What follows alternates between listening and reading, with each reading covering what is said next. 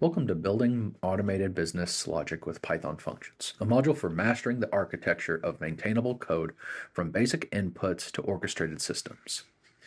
You've written scripts to calculate, filter, and loop, but as scripts grow, a critical problem emerges. The same logic gets copy-pasted in multiple places. Change the tax rate once, you have to hunt it down every copy. Functions solve this by letting you define a logic block once, give it a name, and call it from anywhere. One definition, unlimited reuse. By the end of this module, you'll be able to define functions with parameters, return calculated values back to the caller, use default arguments, understand local scope, and build orchestrated systems where functions call other functions. This slide makes the maintenance problem concrete and shows exactly how functions eliminate it. The left side shows a problem, a tax rate of 8% hard-coded in multiple places across a script. When the rate changes to 9%, you have to find and update every single copy. Miss one and your script silently produces wrong numbers, a classic maintenance nightmare.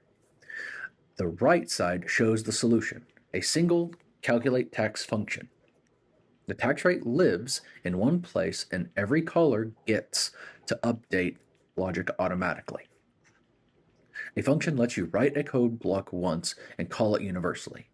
Change the logic in one place and every call benefits automatically. This is the core principle of dry programming. Don't repeat yourself. A function operates exactly like an assembly line. Raw materials go in, internal machinery processes them, and its finished product comes out. The diagram shows this clearly. Subtotal and discount enter as raw inputs. The processing block runs return subtotal multiplied by 1 minus the discount. This finished product is $95. This exits as a variable the rest of your script can use. The function is the machine, parameters are the input chute, the return value is the output conveyor. This mental model, input, process, output, applies to every function you'll ever write. When you sit down to define a function, ask 3 questions. What goes in? What does it compute? And what comes out? Answering these 3 questions gives you the complete function signature before you write a single line of code. This slide dissects the anatomy of a Python function definition. Every element labeled and explained. The def keyword tells Python you're building a machine. The function name, calculateTotal, is the self-documenting identifier you'll use to call it. The parentheses hold the parameters, here subtotal and discount rate, which are the loading dock for raw inputs. The colon signals the start of the machinery, and the indented body is the logic block that runs when the function is called, and the return statement is the gateway that sends the result back to the caller. Defining a function draws the blueprint. The indented code block is dormant. It sits in memory but doesn't execute until you explicitly activate it by calling the function by name. Defining a function and calling a function are 2 completely separate actions, and understanding this distinction is fundamental. Defining def calculateTotal creates the blueprint. Nothing runs, no output, no calculation. Python simply registers that this function exists. Calling calculateTotal 100, 0.05 turns the key. Python executes the body with the provided inputs and returns the result. Each call is completely independent, using the same central logic but producing unique results based on the inputs provided. This separation is what makes functions powerful. You define once, call many times. So, calculateTotal 100, 0.5 returns $95. CalculateTotal 50 with 0.0 returns 50. calculateTotal 200 at 0.1 returns 180. Same logic, different data, different results, without writing the calculation 3 times. Parameters and arguments are 2 words for closely related but distinct concepts. This table clarifies the difference precisely. A parameter is a placeholder. It lives inside the def statement and defines the shape of the data the function expects. It's the empty parking spot.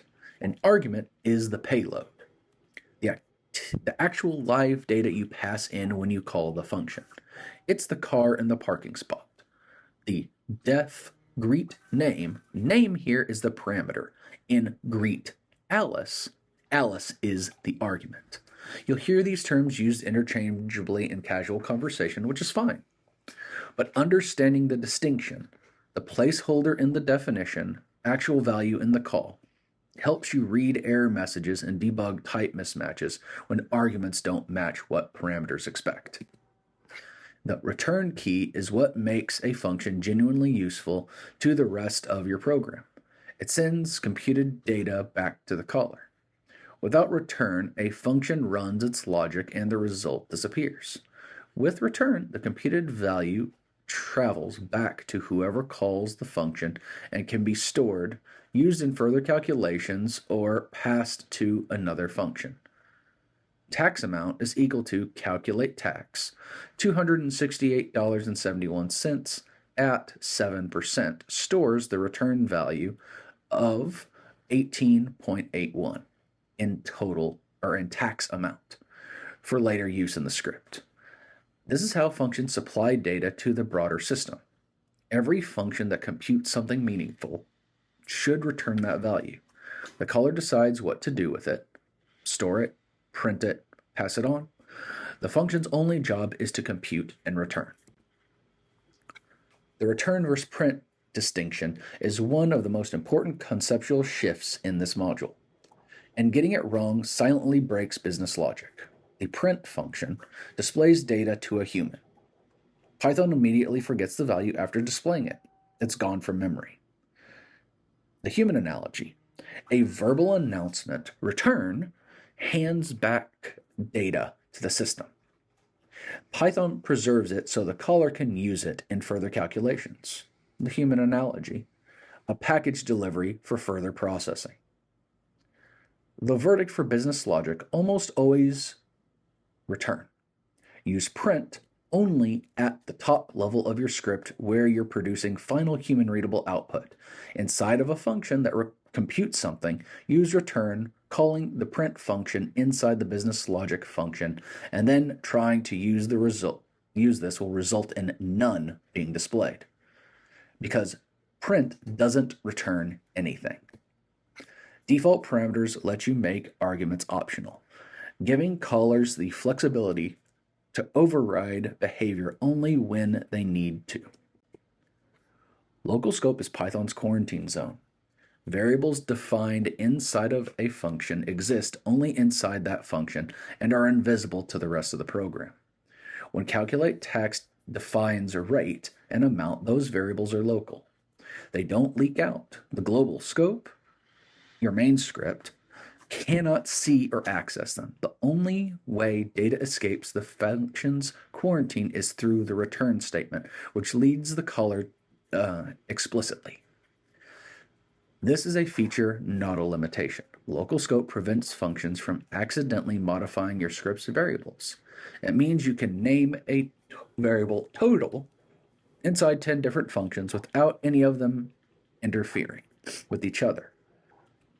Respect local scope. Define variables inside functions, return what you need, and never try to reach inside of a function from outside. Professional Python code is not written in one giant block. It's built by breaking logic into small, focused functions that a master function orchestrates. In the example, process order is the master function. It calls two specialized tools, apply discount and calculate tax. Each of these does one thing well. Process order coordinates them, passing the output of one as the input to the other, and produces the final result. Discount 15%, total $272.78. This architecture is called functional decomposition. Each function has a single responsibility. The master function handles the sequence and the coordination. The result is code that is easy to test. Each function can be verified independently, and easy to maintain. Changing the discount logic only requires updating apply discount. The most dangerous bug in function writing is the silent one, forgetting the return statement. When a function has no return statement, Python implicitly returns none.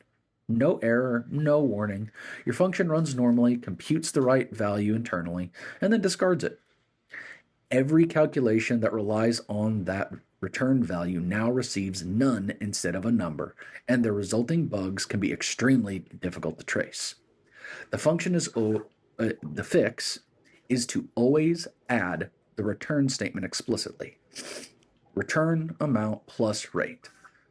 Diagnostic. If a variable that should hold a calculated number contains none instead, the first place to look is whether the function that produces it actually has a return statement. Always verify your bridges are built. The Professional Python Blueprint closes the module with 4 structural rules that define how professional developers use functions. Designed for scale.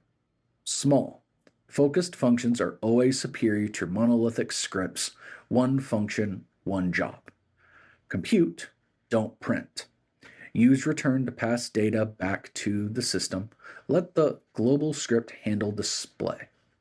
Enforce boundaries.